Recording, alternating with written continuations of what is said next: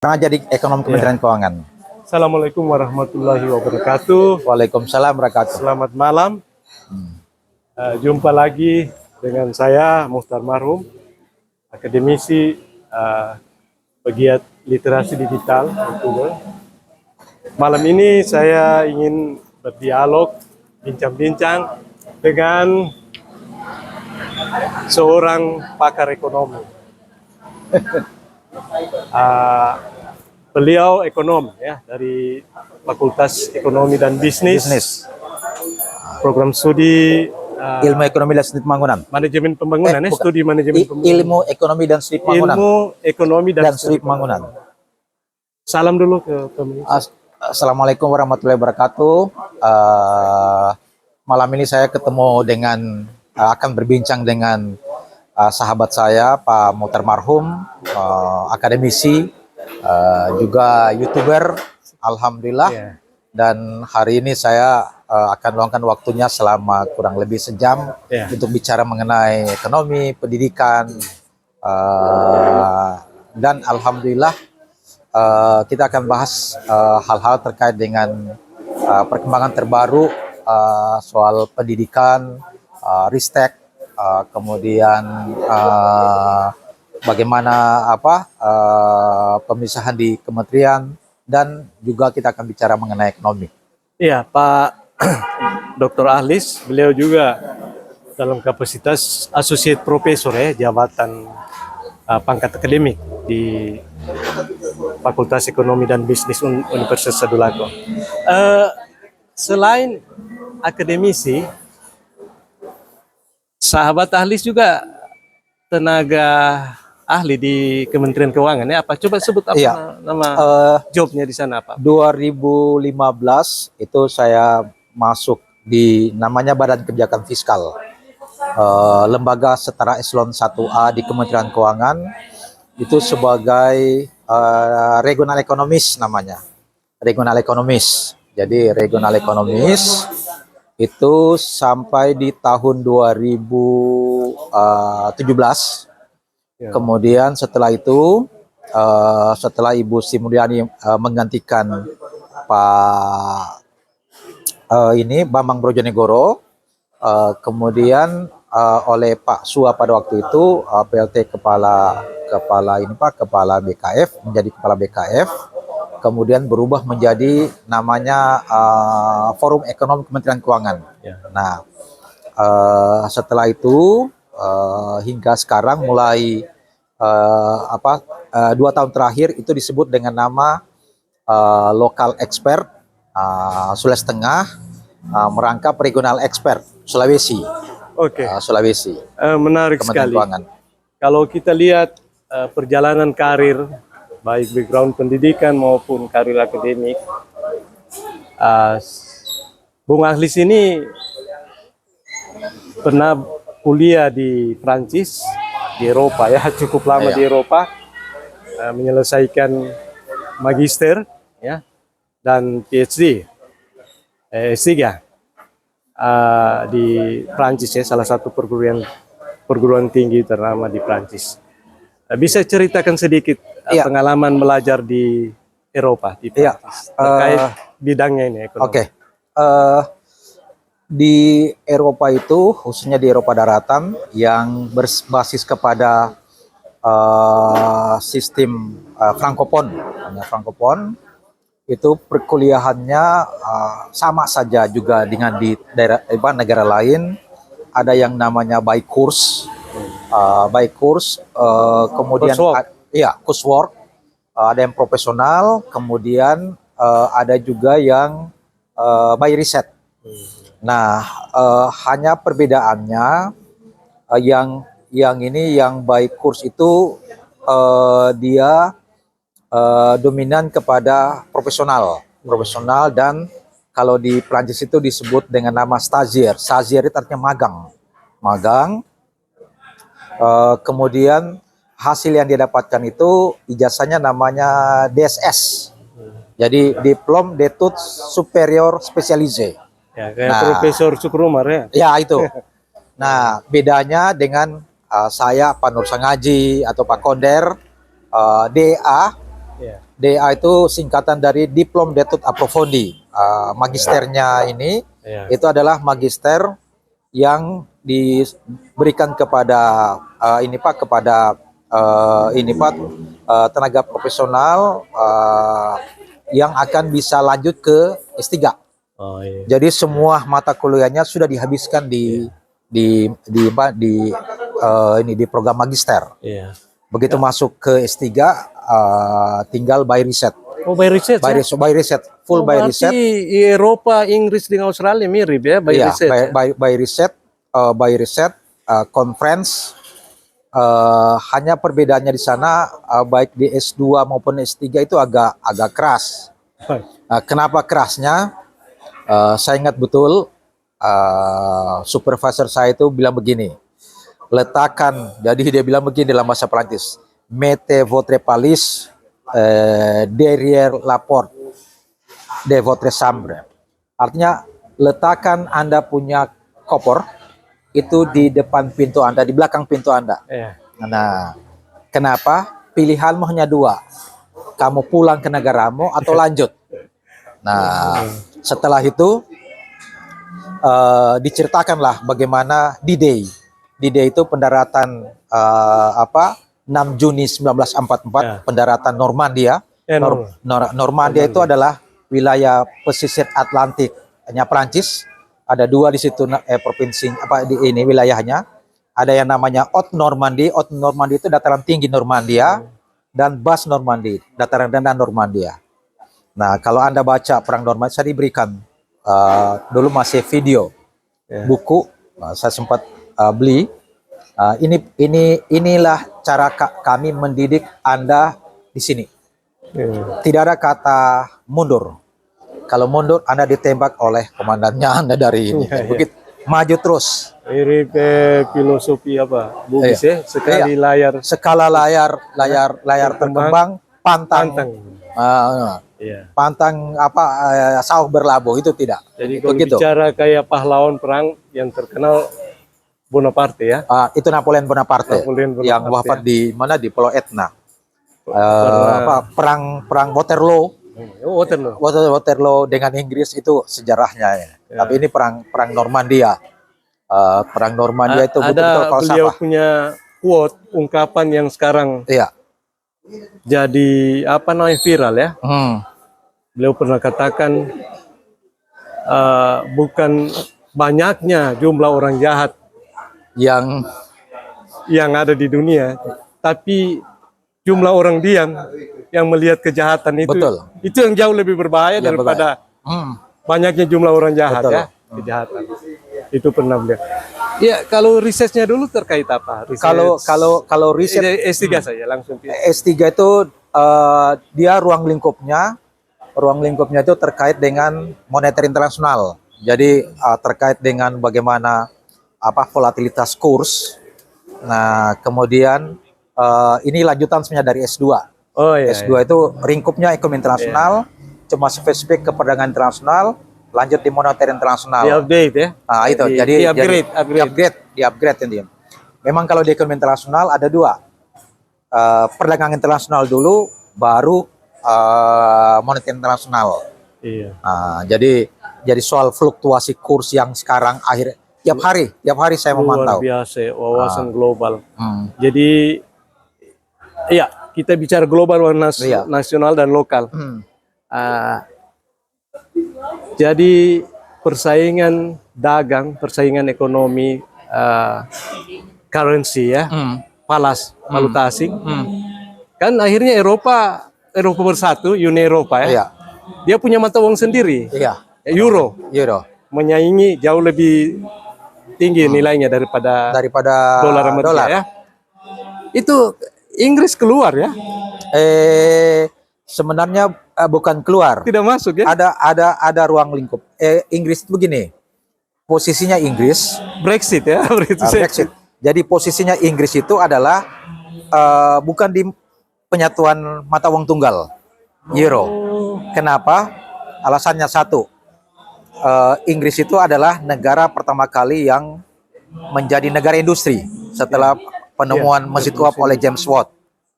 negara industri, kemudian jelas dominasi ekonominya sangat besar.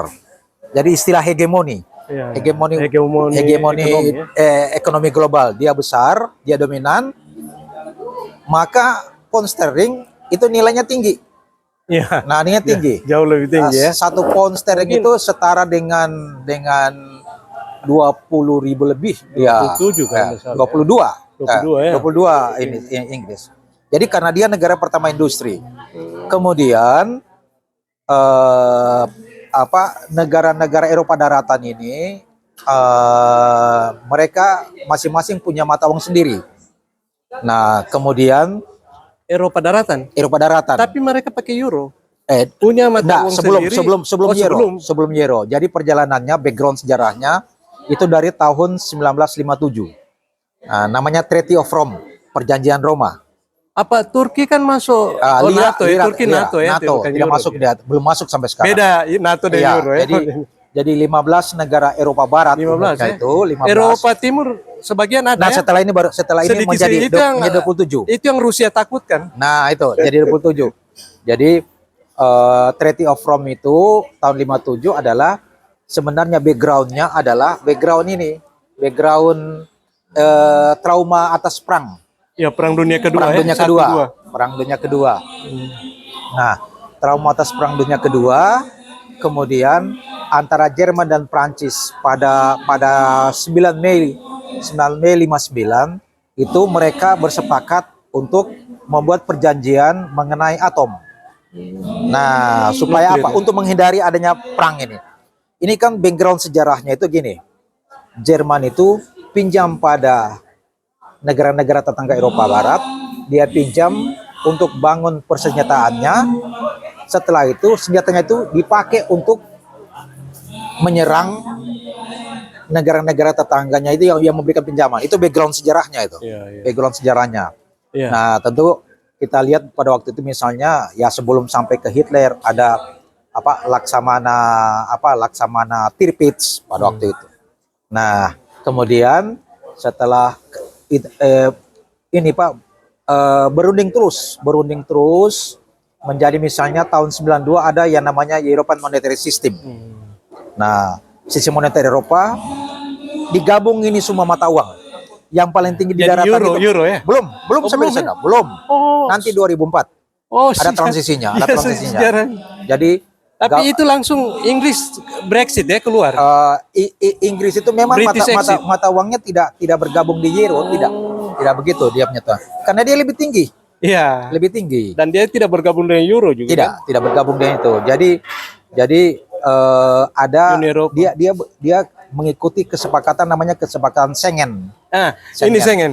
Saya potong. Ini kalau kita masuk ke Eropa, itu harus pakai visa Schengen. Iya. Apa itu visa Schengen? Schengen itu sebenarnya nama desa Oh, di mana disepakati bagaimana disepakati itu nama desa kalau saya tidak keliru di Swiss itu. Jadi satu visa itu kita bisa keliling Bisa. Eropa ya? Bisa. Turki Jadi, juga termasuk atau Turki tidak masuk Schengen? Turki Karena Turki NATO belum dia masuk, ya? belum masuk. Hanya NATO dia. Jadi misalnya saya masuk ke satu visa itu, visa Schengen itu, saya masuk pakai visa Schengen di Prancis, saya bisa keliling semua 27 sampai negara Eropa, ya. anggota Eropa yang lain. 27 Euro, Eropa. ya. Jadi saya mengalami dua Euro- hal. Mengalami dua hal. Tahun 92-94 saya alami waktu macam mau ke Swiss, mau ke Italia, mau ke Barcelona, saya mesti bermohon visa ke Spanyol. Pemerintah Spanyol yang ada tetangga. Kenapa Schengen? Saya kira Schengen. Belum. Oh, belum pada Schengen. waktu itu. Nanti saya alami Schengen baru berlaku itu. Yang berlaku European Union ya? Iya, itu yang berlaku. Jadi EU. yang berlaku untuk satu visa bagi semua Tapi negara. Eropa Timur yang tidak masuk European Union itu tidak pakai visa Schengen kan? Iya, tidak. Eropa Timur ex komunis, ex Yang Uni Soviet. ada yang sudah pakai juga mereka yang sudah bergabung kan. Sudah bergabung. banyak bergabung itu. Sudah bergabung, Itu yang misalnya. ditakutkan Rusia. Yang sudah bergabung itu misalnya Polandia. Ya, bergabung. Polandia. Terus Kalau Helsinki Finlandia sudah lama ya. kalau Finlandia sudah lama. Yang tidak bergabung itu adalah Norwegia. Oh, Norwegia tidak. Oh gitu. Norwegia tidak. Semua tahu itu. Norwegia tidak bergabung. Dia bergabung. Kemudian yang lain itu kalau macam Norwegia, Islandia, Finlandia itu kan negara Skandinavia, Swedia, Ya, itu yang disebut negara Skandinavia. Skandinavia. Oke, Betul. kita masuk ke konteks nasional ya. Iya. Itu terkait pendidikan dan pembangunan ekonomi ya. Saya soroti dana budget anggaran pendidikan ya dari kementerian yang kita lihat sekarang ya sejak katakan di Kementerian Pendidikan kan Iya. ya dulu dikatakan 20% anggaran untuk pendidikan. Iya. Itu sampai sekarang 20%, coba ceritakan sedikit untuk Jadi- masyarakat supaya jelas apa. Jadi 20% karena Kementerian PU katanya juga dialokasikan untuk infrastruktur. Jadi ada beberapa kementerian, jadi tidak jadi gini, itu anggaran 20%. yang payung regulasinya pertama itu adalah Undang-Undang Nomor 20 Ya, tahun 2003 tentang sistem pendidikan nasional. nasional dasar. Payung hukumnya. Jadi itu kalau saya tidak keliru itu diatur kalau bukan di pasal 47, pasal 107 diatur itu mengenai persentase itu. Nah, memang komitmennya itu adalah ya komitmen regulasi yang harus ditunaikan. Nah, hanya saja terjadi perdebatan, selama ini perdebatan, apakah di dalamnya implisit gaji atau tidak. Itu yang Nah, itu toh. apa namanya? Rutin ya, Anggaran rutin. Itu Jadi, 20%. 20%. Jadi sebenarnya itu gini, tentu di situ kalau masih sekarang kan sudah terpisah. Kementerian ada jadi kementerian Ya, jadi tiga pendidikan dimekarkan dasar menengah yang sekretarisnya Muhammadiyah, Muti. Pak Muti. Kemudian Kementerian Kebudayaan Pak Ya. Fadlizon, Kementerian Ristek Dikti Ya, Sumantri. Prof. Pak Sumantri Brojonegoro. Nah, ini kalau dilihat nomenklaturnya semua ini, nomenklaturnya 3 ini kementerian, itu hanya sebenarnya programnya Ketika masih satu ya. ketika Mama satu. Dia punya kegiatan, dia punya program itu 9 saja.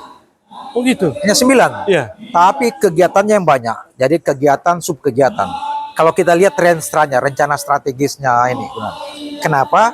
Ini juga pelajaran otokritik juga buat kita di Tadulako. Ada dulu renstra, baru kegiatan subkegiatan jalan. Kita tidak. Di Tadulako. Udah ada 2 tahun masa jabatannya rektor sekarang. Renstranya belum dilokakaryakan. Nah, ini artinya apa? Planning by accident. Nah, sebenarnya itu keliru sebenarnya cara begitu itu. Maksudnya tiba masa tiba akal. Ya, tiba masa tiba akal ya bisa jadi.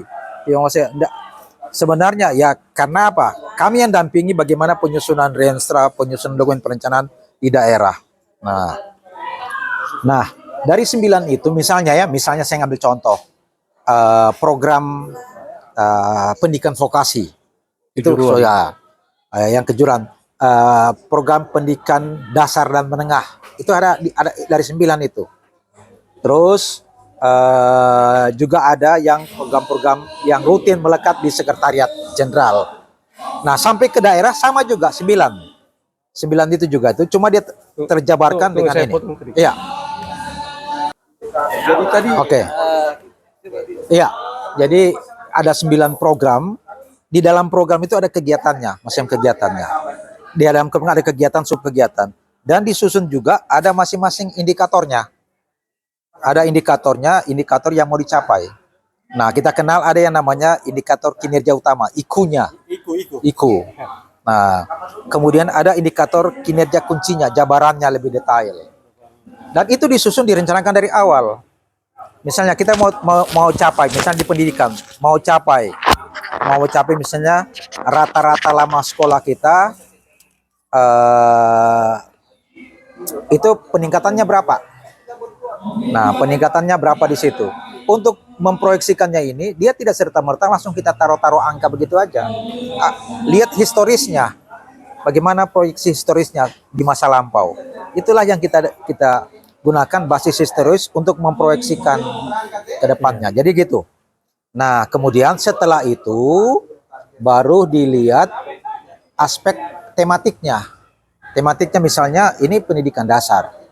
Pendidikan dasar itu apa? PAUD SD, PAUD TK, SD MI, Madrasah Ibtidaiyah, SMP MTS. Tunggu, saya potong sedikit.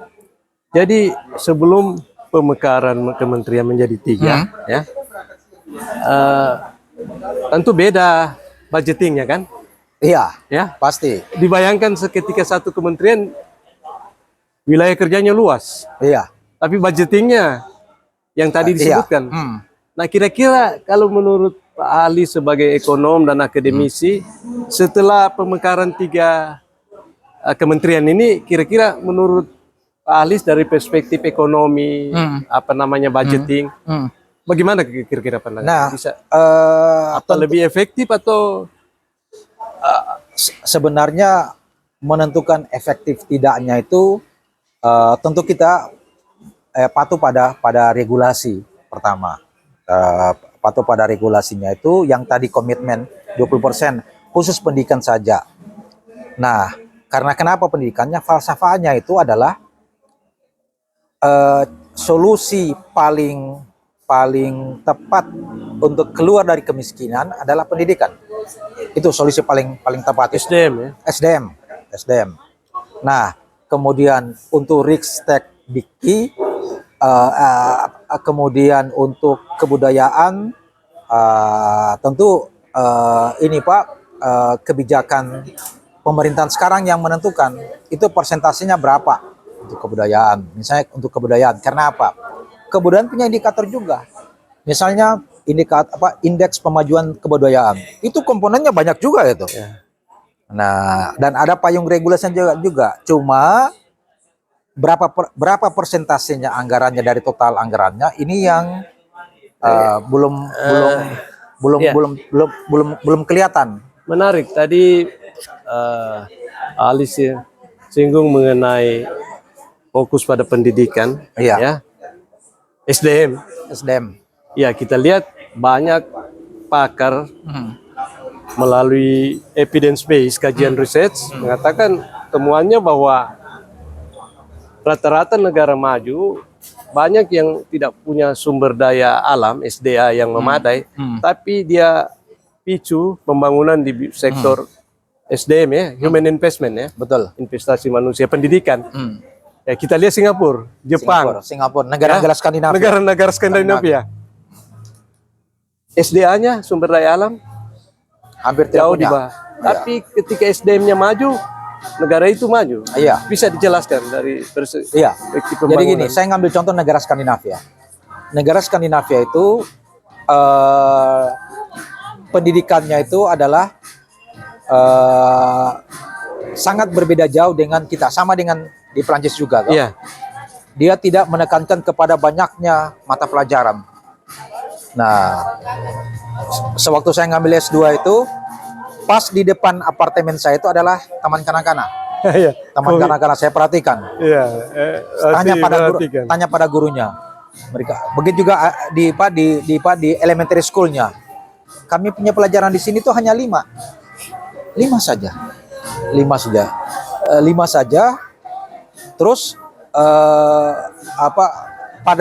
pada tingkatan TK itu dominan mereka itu adalah aspek mengembangkan otak kognitifnya.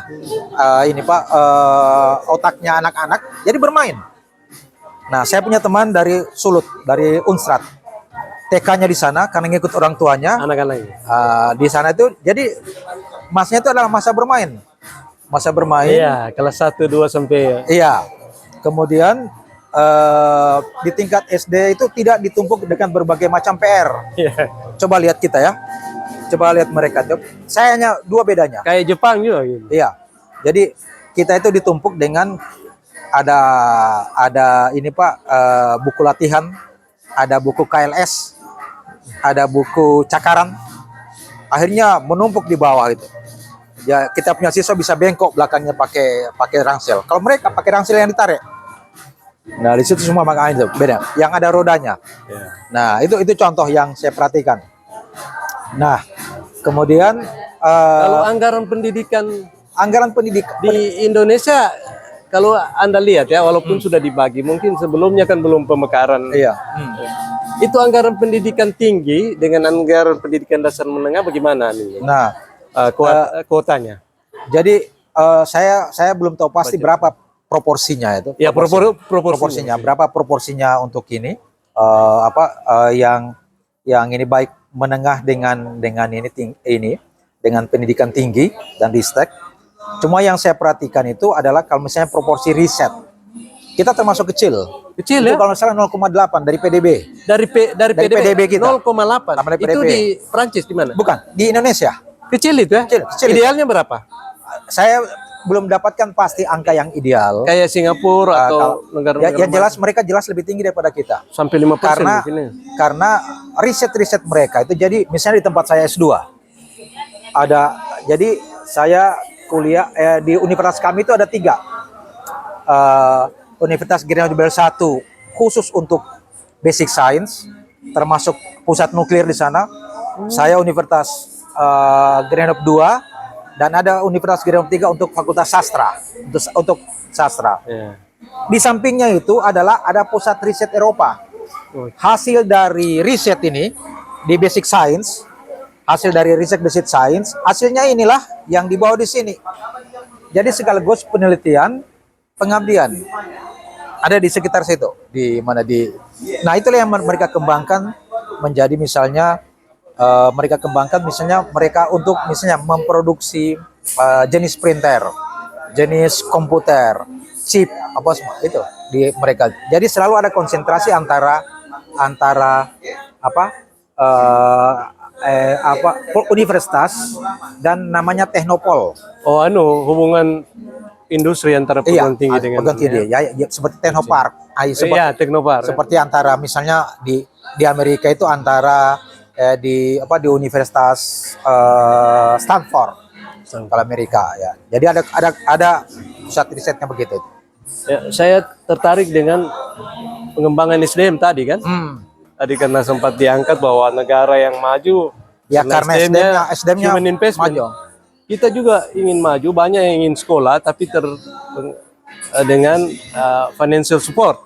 Misalnya orang tua tidak kena biaya mahal. Iya. Kalau beasiswa gimana itu kalau? Beasiswa Dari kementerian ada LPDP sekarang kan? kalau itu Kementerian Keuangan itu sejak tahun 2015 saya masuk itu sudah ada LPDP-nya. Jadi Apa programnya? LPDP-nya itu adalah memberikan beasiswa kepada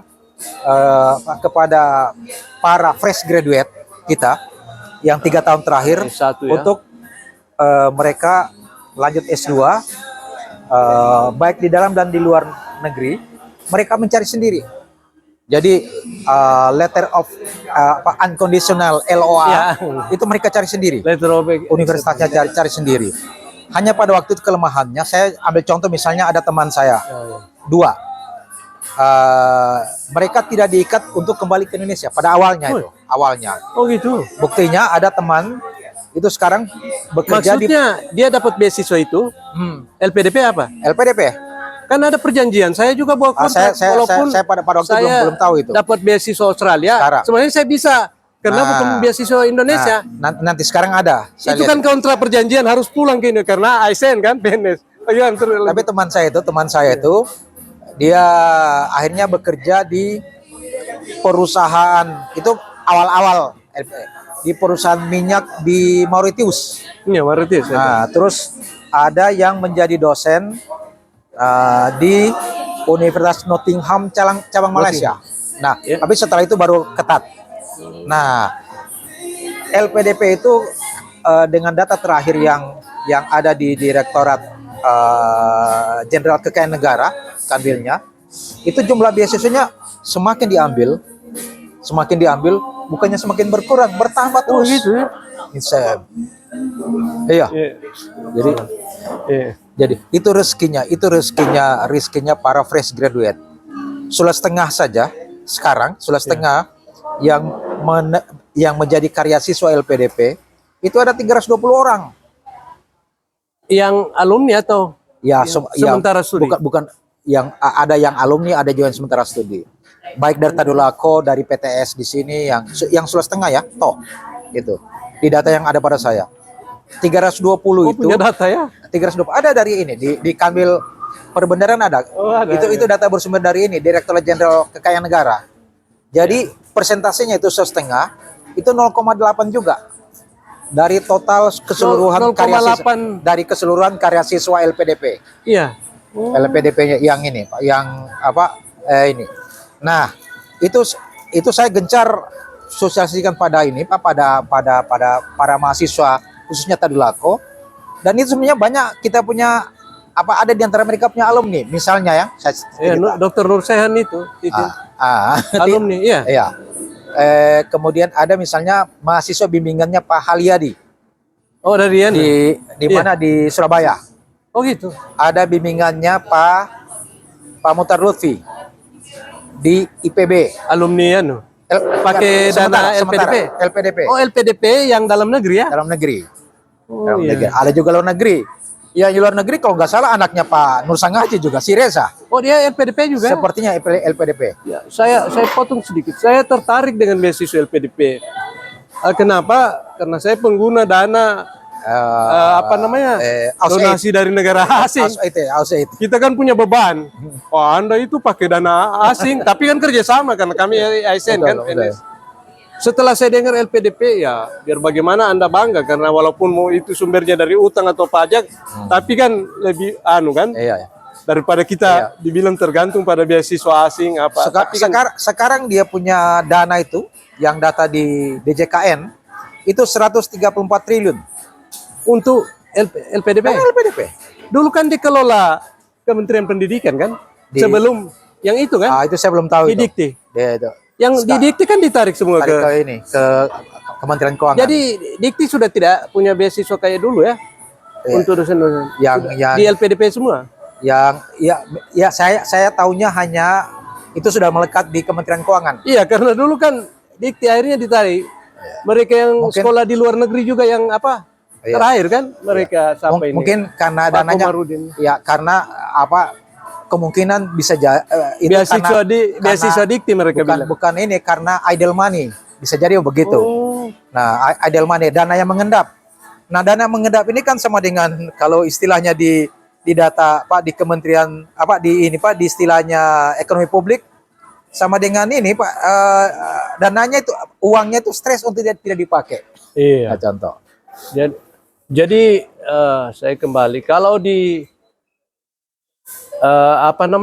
beasiswa luar negeri yang ditangani oleh funding negara asing ya, yang sudah lama USAID kalau Amerika, USAID dulu Australia, itu punya prosedur SOP dan sangat ketat. Betul. Saya ikuti dulu ribuan seluruh Indonesia kita bersaing ya, puluhan ribu untuk dapat beasiswa S2, apalagi S3. Lebih sulit karena kuotanya 15% dari keseluruhan. Kalau itu dan usia di bawah 35. Iya, kemudian usia. Kemudian persyaratan grade apa semua, tes TOEFL, tes macam-macam tes. Lalu kalau LPDP dan dia pakai standar yang digunakan? Pakai semua. Ya kalau bahasa kan standarnya sama kan? Karena itu dari perguruan tinggi dari IELTS mungkin. Dan ini biasa kalau macam LPDP yang saya ketahui adalah yang persiapannya memang betul-betul ini. Persiapan sebelum ikut. Itu betul karena diberikan keleluasan kepada calon karya siswa untuk mempermantap bahasa Inggrisnya, mengikuti DPA, ya?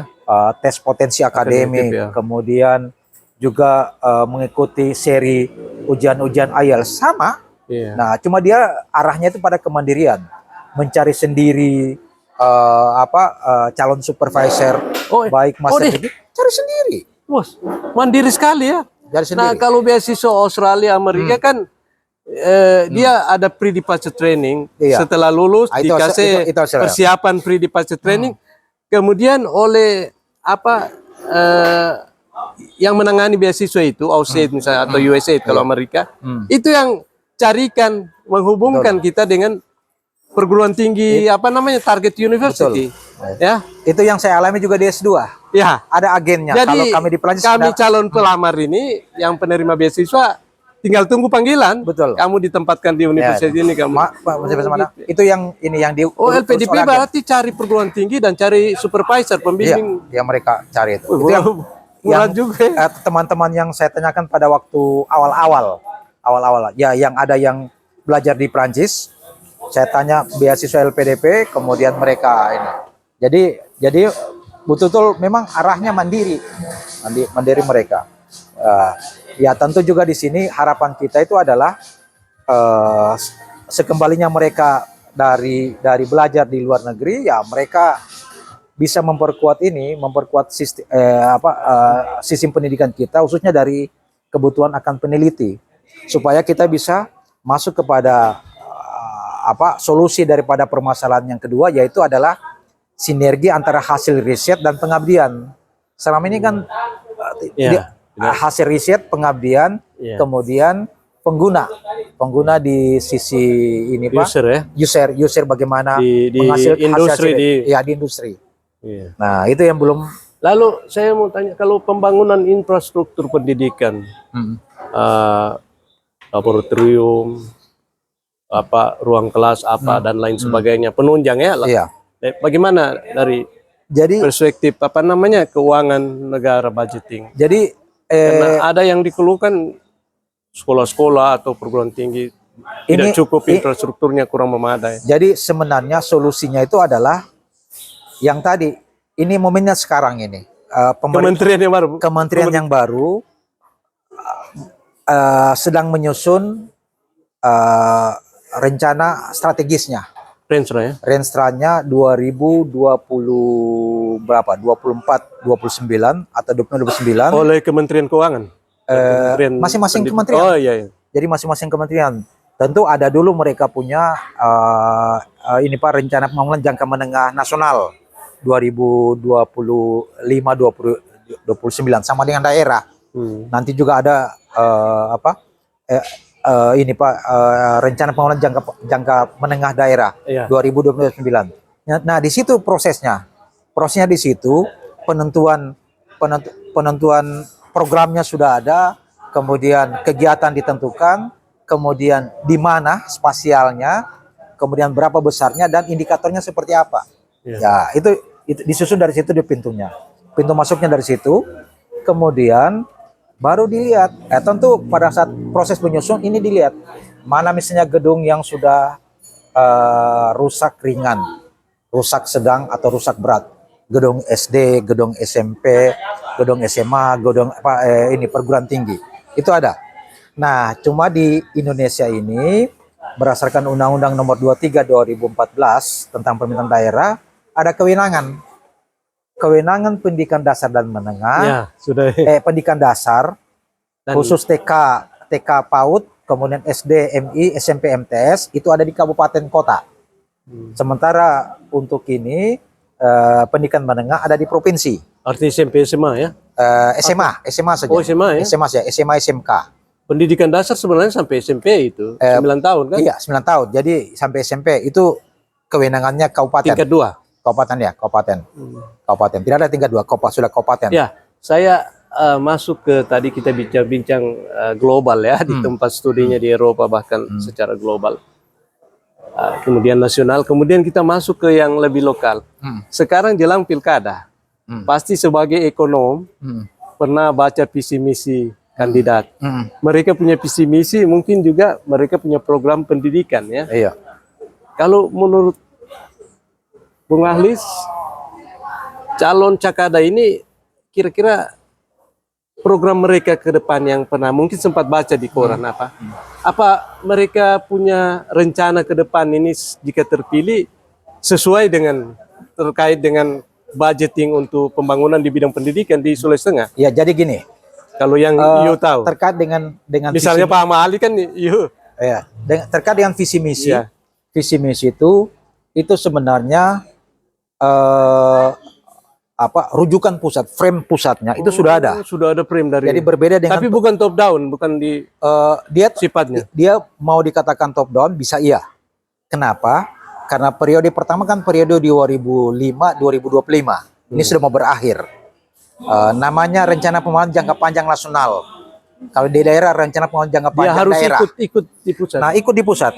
Di pusat Harus itu, connect, ya? jadi di pusat itu adalah arah visinya itu untuk jadi arah visinya itu adalah merujuk kepada pusat. Apa itu? Misalnya adalah dia seperti saat ini adalah transformasi sosial ekonomi, itu dimaksud di misinya. Nah, di visinya itu adalah mengarah kepada kata maju berkelanjutan, itu intinya. Sustainable ya. Ya, sustainable. Nah, kemudian sampai ke daerah juga demikian mereka rujukannya. Jadi sejahtera, maju, berkelanjutan, dan dengan lokalitas daerah. Itu ciri khasnya. jargonnya ya. Itu jargon Maju. dari pusat. Itu dari pusat. Dari pusat. Diterjemahkan Dari atau pusat. Supaya kenapa? Supaya ini ada sinergi, ada keselarasan antara pembangunan nasional dan daerah. Nah, ini juga sekaligus berdasarkan pengalaman yang lalu, itu saya katakan ada sebenarnya 9 missing link. Missing link. Missing link dalam perencanaan pembangunan daerah. Apa ya? Missing link pertama itu adalah antara RPJMD daerah ini dengan RPJPD tidak sinkron. Nah, kemudian contohnya misalnya dalam konsultasi politik 5 tahun. Di masa lalu ada visinya misalnya hanya daya saing. Ya. Ada satu maju, ada satu sejahtera, ada pokoknya ada lari ke utara, ke selatan, tidak match ya. tidak match. Padahal pemerintah pusat itu sudah keluarkan ada yang namanya peraturan pemerintah nomor 17 Perpu ya. tahun 2017 PP peraturan pemerintah tentang keselarasan pembangunan pembangunan nasional, keselarasan perencanaan dan penganggaran dalam pembangunan nasional. Itu termasuk bukan hanya perencanaannya, anggarannya, termasuk pendidikan. Nah, termasuk di pendidikan juga demikian. Kemudian sampai ke daerah sama persis. Nah, kemudian itu yang harus diikuti oleh Cakada calon kepala daerah jika terpilih. Nah, tentu mereka lihat lagi, misalnya 5 tahun periode 5 tahun sebelumnya atau periode sekarang. Saya potong sedikit.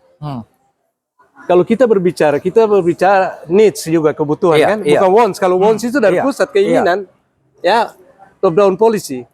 Tapi kalau needs kan misalnya di sini ada vokasi kan. Iya. Kalau sekolah menengah umum, public school, SMA kan hampir sama semua. Iya. Tapi kalau vokasi kan, kalau kita misalnya ada tambang, pertanian, tentu punya vokasi yang itu fokus. Bagaimana menurut terkait budget untuk sekolah vokasional kejuruan? Jadi dia dipayungi oleh program namanya program pendidikan menengah kejuruan. Ada vokasi sendiri. Ya? Ada yang vokasi. Nah, ketika kepala daerah tadi, jadi kepala daerah yang bersaing sekarang ini. Oh, yang bersaing. Pasti di dalam visi misinya. Ya, itu yang saya bilang. Misinya tidak harus ikut dari pusat, ada juga dia. Ikut. Ada misalnya, kenapa ikut?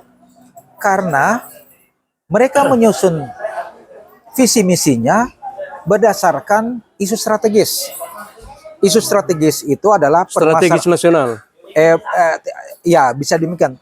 Isu strategis maksudnya begini, isu strategis itu adalah permasalahan baik nasional maupun di daerah yang belum sudah ada solusinya tapi masih muncul terus.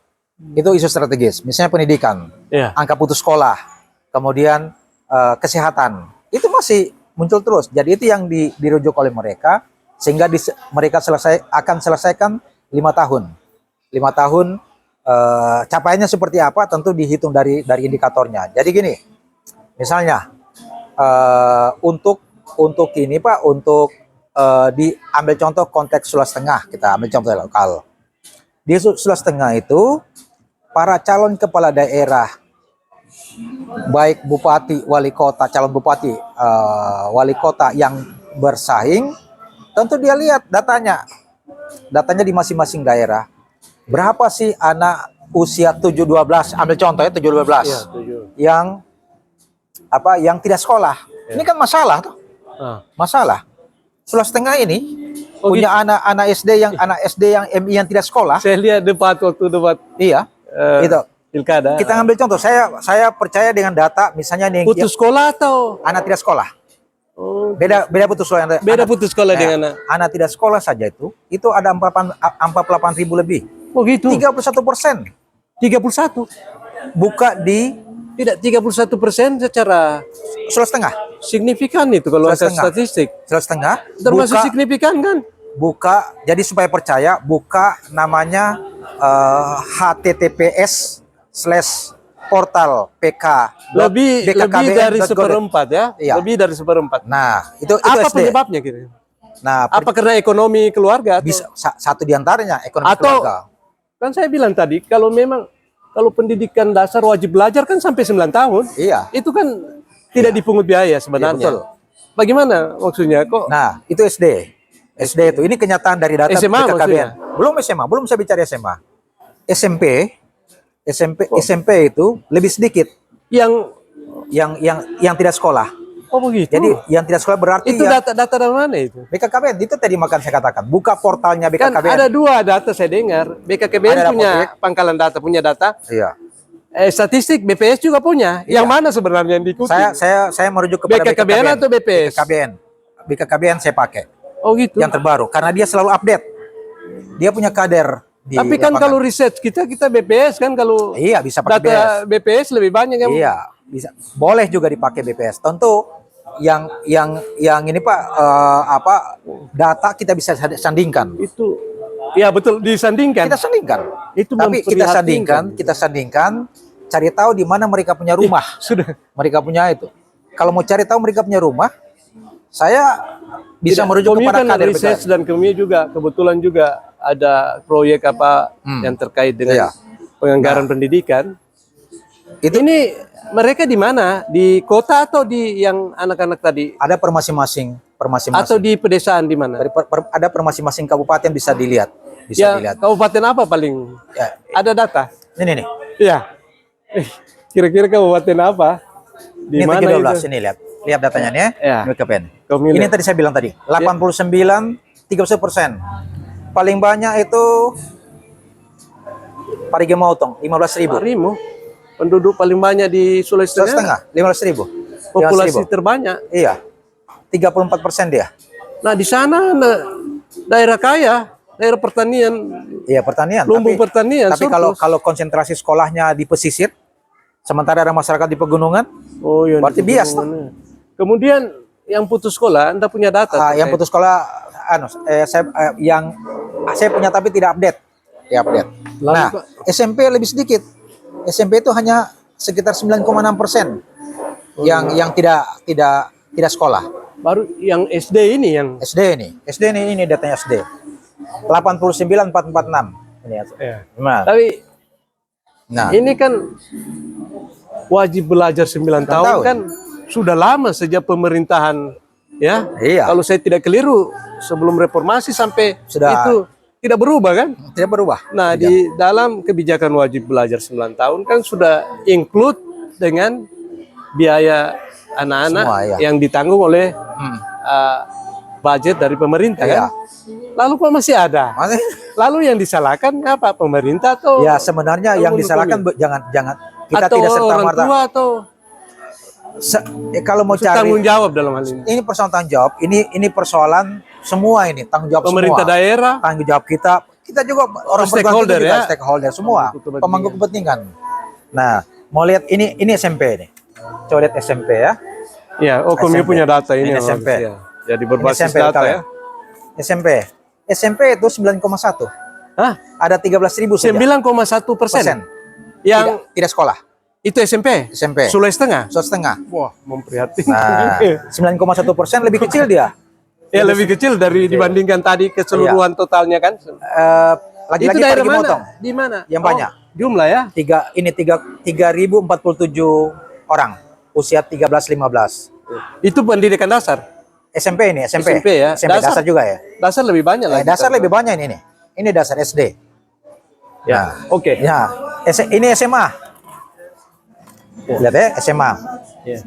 SMA ini SMA. Lalu 20%.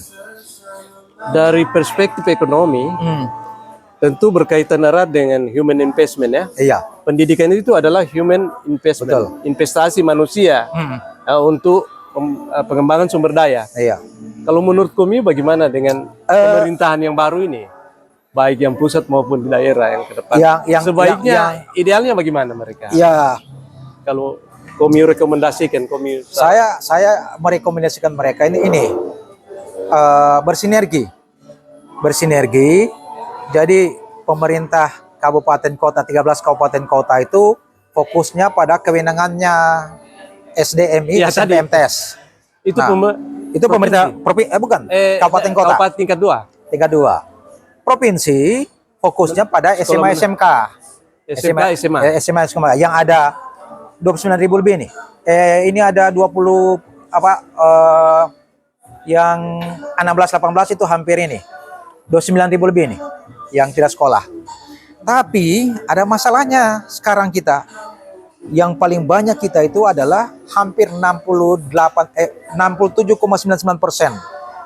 Kita punya lulusan SMA, SMK itu tidak lanjut kuliah. Maka bersyukurlah kita bisa kuliah. Di Sulawesi Tengah ini. Sulawesi Itu data tahun berapa itu? 2023. Yang terbaru ya? Terbaru.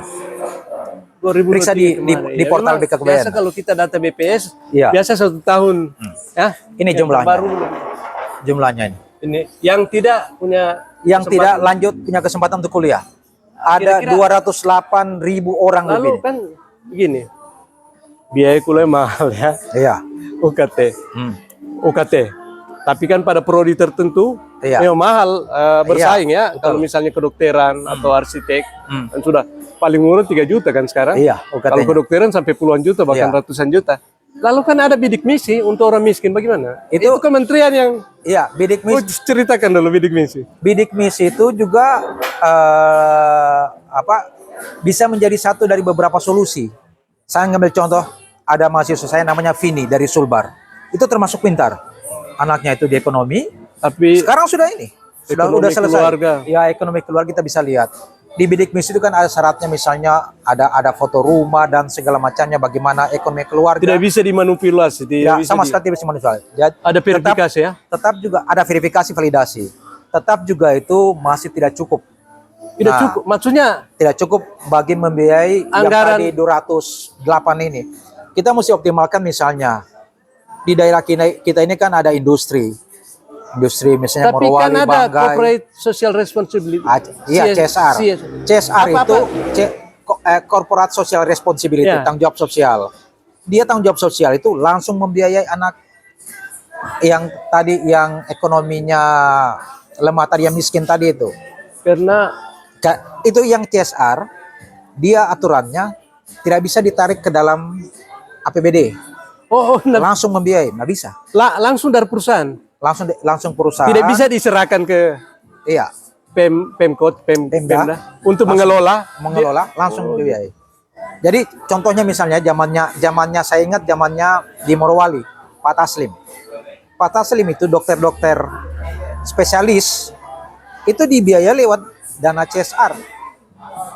Dokter yang lanjut spesialis, dokter umum, yang bekerja di Morowali. Oleh Pemkot, Pemda Morowali, Pemkap. Tapi dana CSR dari perusahaan langsung. Apa misalnya langsung. IMIP misalnya? Perusahaan langsung kalau di sana. Nah, saya belum tahu kalau yang di ini juga di PT Dongisinoro juga ada mereka CSR. Mereka biayai sekolahnya, kuliahnya ada yang di Tompotika maupun Modeluk. Iya, kita tahu. Nah, cuma ada masalahnya Pak Mutar, yang di ini. Saya dari teman di ini Pak di PT Dongisinoro LNG.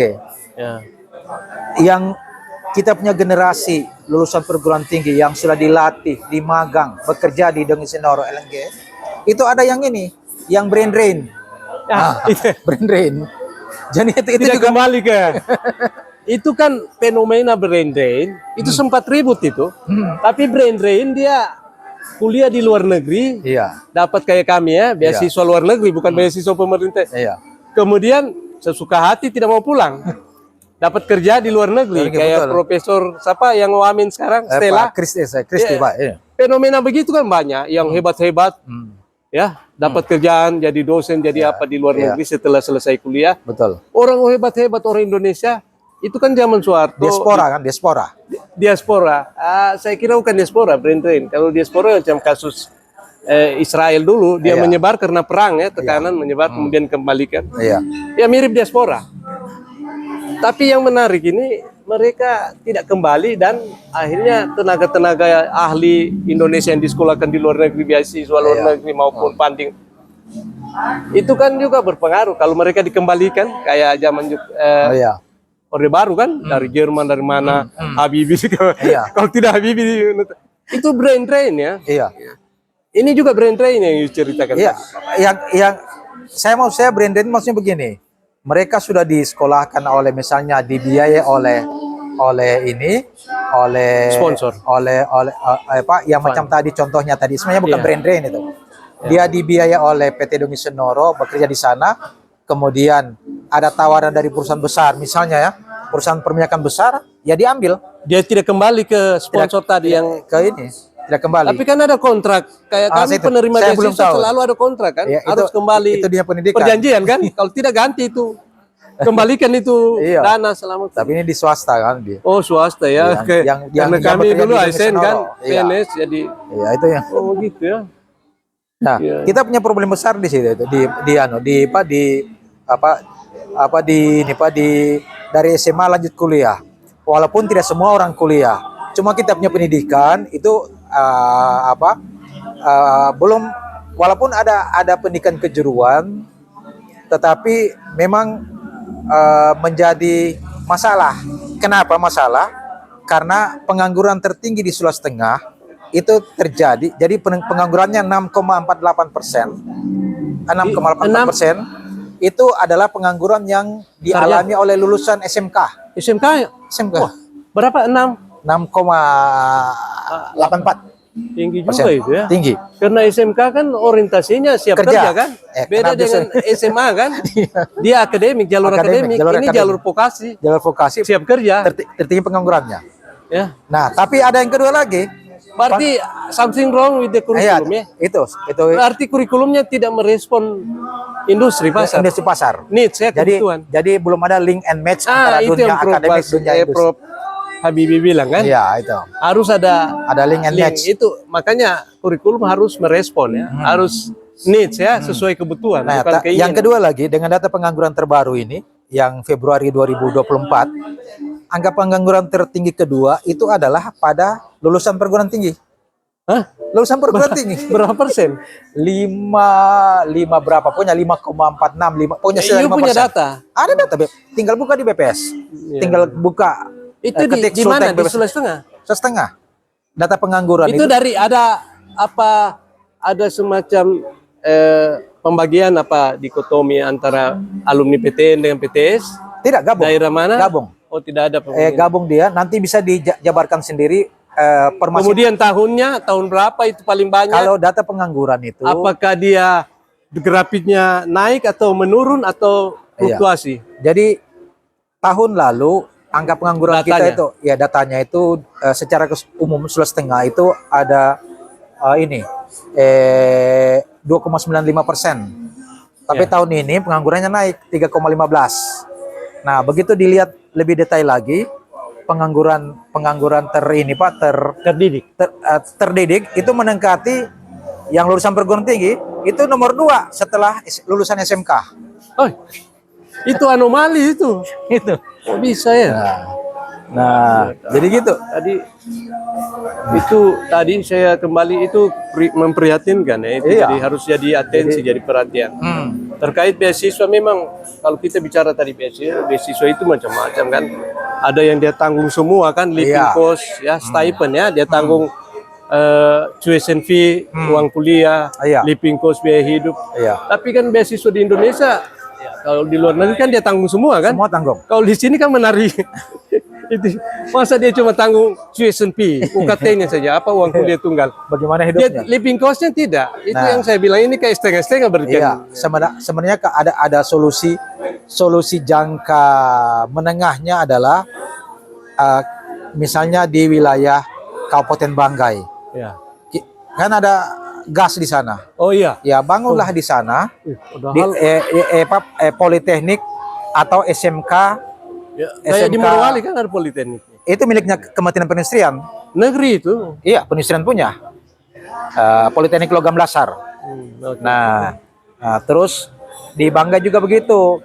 Nah, cuma sekarang pembangunan politeknik itu sementara ketat sekarang.